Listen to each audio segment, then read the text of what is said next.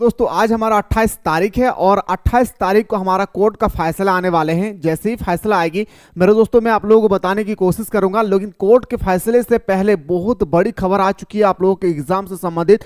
साथ ही साथ आप लोगों का जो रिजल्ट डेट जो जारी कर दिया गया था उससे संबंधित आज हम लोग इस वीडियो के माध्यम से मैं आप लोगों को बेहतर तरीके से आखिर बताने वाला हूँ कि आखिर आप लोगों का आज जो नोटिस आई है जग बोर्ड के माध्यम से वो कौन सी नोटिस है। आज मैं आप लोगों को एक एक करके बात करने वाला हूँ।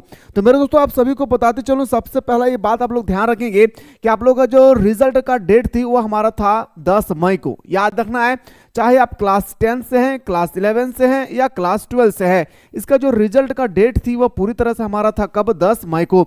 तो बहुत सारे टीचर्सों का कहना है कि अगर आप टाइम पर एग्जाम नहीं लेंगे हम लोग तो फिर हम लोग कॉपी को चेक करेंगे कैसे। बिल्कुल बहुत अच्छी बात कहा, हर एक शिक्षकों ने यह विरोध जताए हैं कि सर आप पहले ही हमारे अध्यक्ष उपाध्यक्ष की नियुक्ति कर सकते थे। आपको पता है कि हमारा फरवरी महीना में एग्जाम है, हम लोगों को अच्छी तरह से पता था कि हमारा 10 फरवरी से एग्जाम डेट जब आपने शेड्यूल तय किए हैं तो उससे पहले आपको यह भी पता करना चाहिए था कि हमारा जो जग बोर्ड के अध्यक्ष और उपाध्यक्ष जो है इसकी चुनाव हमें पहले ही कर लेना चाहिए था। या तो हो सकता था कि इसको एग्जाम तक रहने देते हैं, बाद में हम लोग चुनाव कर लेते थे, लेकिन आपने बीच में इस तरह से किए तो हम लोगों को बाधक पहुंचेगी एग्जाम में कॉपी जांच करते समय। तो मेरे दोस्तों हमारे शिक्षकों का कहना है क्या कि अगर आप टाइम पे एग्जाम नहीं लेते हैं, मतलब मेरे दोस्तों जो हम लोग का 11 तारीख से जो शुरू होने वाला है इस डेट पे अगर आप लोग एग्जाम नहीं लेते हैं तो हमारा जो रिजल्ट 10 मई को जारी होने वाला था ये रिजल्ट हम लोग जारी नहीं कर पाएंगे। क्यों? क्योंकि मेरे दोस्तों 7 लाख स्टूडेंट्स एक बार में एग्जाम दे रही है। टोटल हमारे क्लास 10 और क्लास 12 में 7 लाख स्टूडेंट्स इस बार एग्जाम दे रही है और सभी शिक्षकों का कहना है कि इतने बड़े स्टूडेंट्स की संख्या में हम लोग इतने जल्दी कॉपी को कैसे जांच करें। तो मेरे दोस्तों याद रखना है, सबसे पहला आप लोगों के सामने जो न्यूज आई है वो ध्यान से सुनना है।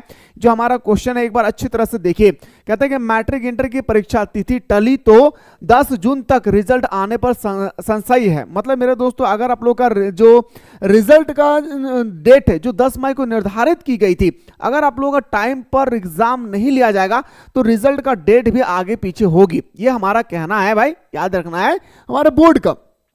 लेकिन मेरे भाई यहां पे अगर नहीं टली तो हमारा 10 मई को रिजल्ट फिक्स है, अगर टली तो हमारा जो रिजल्ट का डेट है उसमें भी हमारा क्या होगी, बढ़ोतरी होगी, यानी 10 मई की जगह 20 मई भी लग सकती है। अब देखिए मेरे भाई शिक्षकों ने क्या नाराजगी जताई उसको ध्यान से देखिए, समझ में आ जाएगी पूरी प्रक्रिया।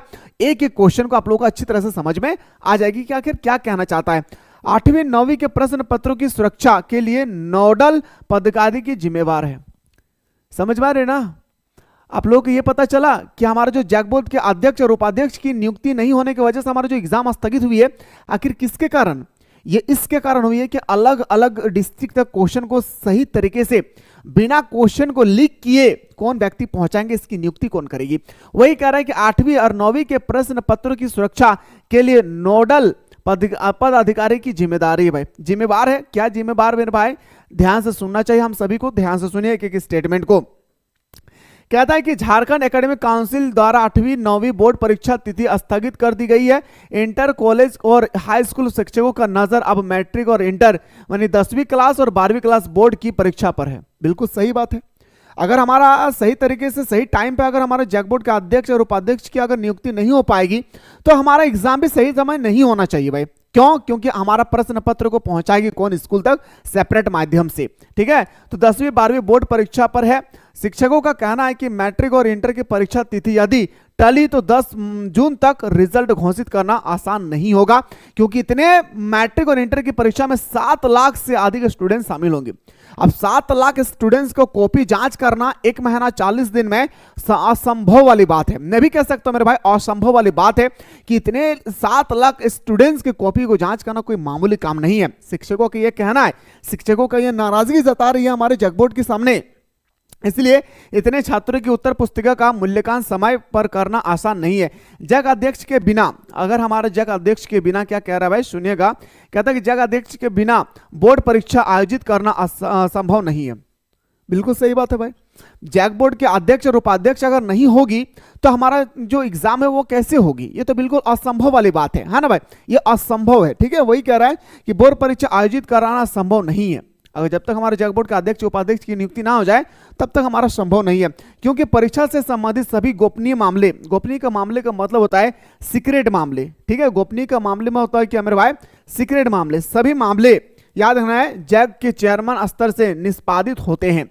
जैक अध्यक्ष उपाध्यक्ष की नियुक्ति में हो रहे विलंब पर शिक्षकों के बीच खूब चर्चा हो रही है, बिल्कुल हर एक स्कूल में चर्चा हो रही है, ठीक है।